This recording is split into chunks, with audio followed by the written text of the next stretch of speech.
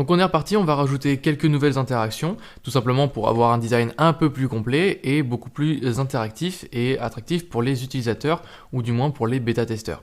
Bien sûr, dans la prochaine session, ce sera à vous de jouer et de faire l'exercice pour rajouter vous-même votre interaction. Sinon, vous pourrez suivre bien sûr cette vidéo en même temps que je suis en train de la réaliser. Donc je vais supprimer cette partie-là, ici, et on va créer l'interaction au niveau de What's on your mind, donc l'ajout d'une nouvelle tâche. On va pouvoir ajouter l'interaction au niveau du bouton vocal et au niveau du bouton clavier. Ce qu'on va faire, c'est qu'on va prendre notre calque, enfin notre plan de travail plutôt, et on va le dupliquer, on va le mettre sur le côté. On va le mettre ici, et maintenant, on va se dire que cette vue-là correspondra lorsqu'on aura cliqué sur l'icône de voix, l'icône de micro. Donc lorsqu'on clique dessus, qu'est-ce qui va se passer? Tout simplement, on va avoir notre bouton qui va être... clavier qui va être en over, qui va être en opacité réduite. Donc ce qu'on va faire, c'est que notre élément, on va baisser son opacité. On va mettre aux alentours de 40% à peu près. Voilà. Pour qu'on le voit moins, pour comme ça on puisse bien comprendre qu'on a appuyé sur le microphone. Et ensuite, on va rajouter un élément. Donc pour ça, moi je vais aller dans mes assets, donc dans mes actifs, et je vais rajouter l'élément de voix ici. Donc ça c'est un élément d'iOS, donc je ne l'ai pas pris de nulle part, hein, c'est dans les UI kits d'iOS, et donc je l'ai simplement mis dans mes symboles. Donc je l'ai mis dans mes symboles, et maintenant j'ai qu'à le glisser et déposer juste ici. Et là, en fait, on va pouvoir avoir notre texte qui va apparaître dynamiquement dans notre menu. Donc le problème, c'est que là, ma boîte est un peu trop collée. Alors ce que je vais faire, c'est que je vais un petit peu la remonter. Et je vais faire pareil de ce côté-là pour avoir la même taille. Alors ce qu'il faut que je fasse, c'est que je suis celui-là et que je vienne copier-coller ici. Parfait. Donc là, j'ai ma text box qui est bien apparue. Et maintenant, je vais rajouter un texte. Par exemple, en mettant I have to... et là, on mettra... Donc là, ce sera la suite du texte.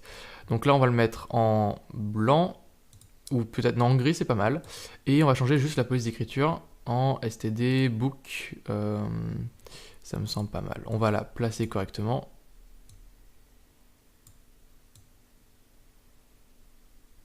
Tac.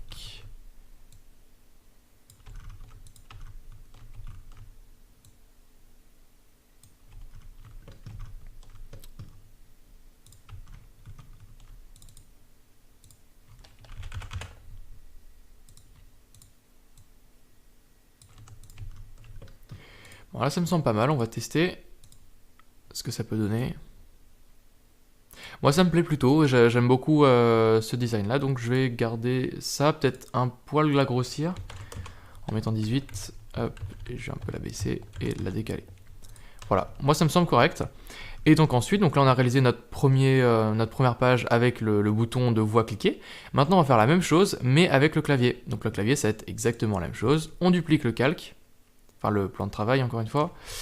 Ici, on ne va pas mettre l'opacité à 40%, mais à 100. Et ce sera l'autre bouton qui sera à 40%. On va simplement supprimer notre partie avec la voix et on va mettre le clavier à la place. Tac. Voilà. Et ce sera exactement la même chose. Maintenant, ce qu'on peut faire, c'est rajouter un petit peu d'interactivité dans tout ça. Donc on va glisser dans l'onglet Prototype. Et ensuite, dans l'onglet Prototype, tout simplement, on va créer notre interaction. Donc lorsqu'on clique sur le bouton ici, on va arriver sur cette page-là, en fondu avec 0,3 millisecondes de temps.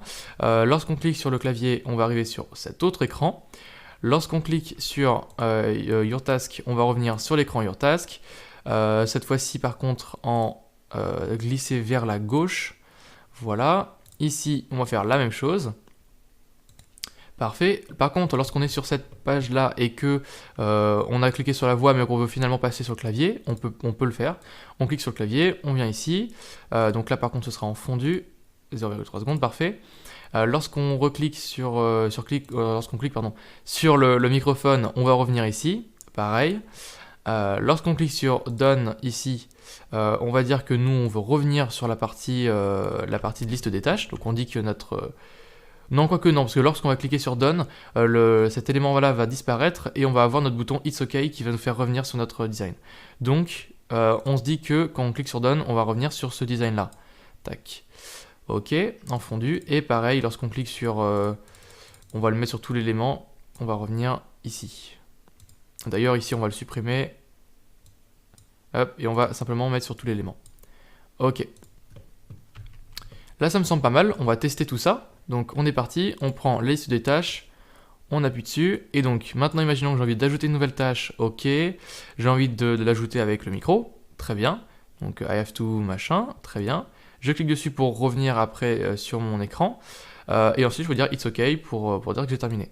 Donc là, on pourrait complexifier bien sûr tout notre parcours utilisateur en mettant plus de choses. Imaginons ce qu'on veut, c'est par exemple, lorsqu'on a cliqué sur Down, on veut avoir notre have to sur notre écran principal, parce que regardez, si par exemple, ici, je viens ajouter une tâche, je viens la mettre avec mon microphone, je dis have to, et ensuite je fais done, bah, normalement je devrais avoir mon have to ici. I have to, etc. Donc là, on ne l'a pas. Donc ce qu'on peut faire, c'est aller dans la partie design. Déjà, on a deux choses à faire. Si on veut vraiment complexifier la chose, ce qu'on peut faire, c'est créer un premier design comme ceci, où on n'a pas le I have to. Ensuite, lorsqu'on clique sur notre élément ici, on va arriver sur I have to. Et ensuite, lorsqu'on a fini d'arriver sur notre I have to, c'est assez compliqué de le dire, on va avoir un autre design. Alors bien sûr, il faudra réorganiser tout l'espacement. Tac. Je vais revenir ici, mais avec le I have to dans cette boîte. Très bien. Donc là, on va créer l'interaction. Donc je vais réorganiser après tout ça.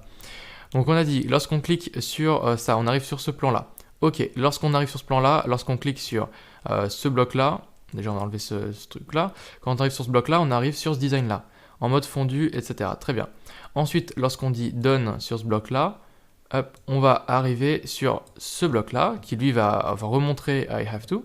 Et ensuite, lorsqu'on clique sur It's OK, on va revenir sur Your Task, cette fois-ci en glisser vers la gauche. On peut réessayer maintenant, ce sera beaucoup plus complet. Hop, si maintenant je réessaye, je veux ajouter une nouvelle tâche, je veux cliquer sur le son, pour le moment j'ai rien qui apparaît, on imagine que je parle, tac, j'ai parlé, j'ai fini de parler, et maintenant je dis It's OK, donc je reviens sur la partie de mes tâches. Alors là je viens de me rendre compte que c'est pas la bonne transition. Il faut que je fasse glisser vers la droite. Voilà. Très bien. Voilà, donc en fait on peut tout à fait complexifier notre parcours utilisateur, donc c'est pas très complexe.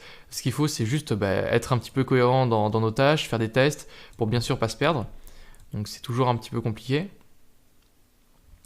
Hop, alors ce que je vais faire, c'est que tout ça, on va les mettre, on va le mettre là, ça on va le mettre ici. Ou quoique ici. En fait, il ne faut pas se perdre dans tous nos designs. Donc voilà, c'est pour ça que je vous recommande d'être bien clair dans ce que vous voulez faire. Plus vous voulez complexifier votre interaction, plus vous aurez de plan de travail. Donc moi, ce que je vous conseille, c'est de faire quelque chose d'assez minimal dans un premier temps, et ensuite d'augmenter au fur et à mesure. Parce que imaginons que j'ai envie de mettre à jour des éléments, imaginons que j'ai envie, je sais pas, d'ajouter un fond ici, d'ajouter un élément ici, il faut que je le fasse pour chacun de mes plans. Donc c'est aussi une problématique. Mais si je vous conseille vraiment de ne pas vous prendre la tête, de faire vos éléments de manière assez simpliste. Donc vous réalisez votre design, vous faites des interactions assez grossières, c'est-à-dire que j'ajoute une tâche, je vais sur mon plan de tâche, je clique sur mon bouton, j'ai simplement le truc de voice qui apparaît, pareil pour clavier, et ensuite je reviens sur mon écran principal. Là, j'ai fait un peu plus complexe en mettant le texte et en revenant sur un nouveau plan, mais c'est un petit peu trop complexe. Donc là, c'est simplement pour vous montrer qu'on peut le faire. Mais commencez déjà premièrement par avoir votre application qui va être interactive de tous les côtés, de manière simpliste, et ensuite d'augmenter et de complexifier la chose. Donc là on est pas mal, donc on se retrouve dans la prochaine session pour que vous puissiez créer de l'interactivité.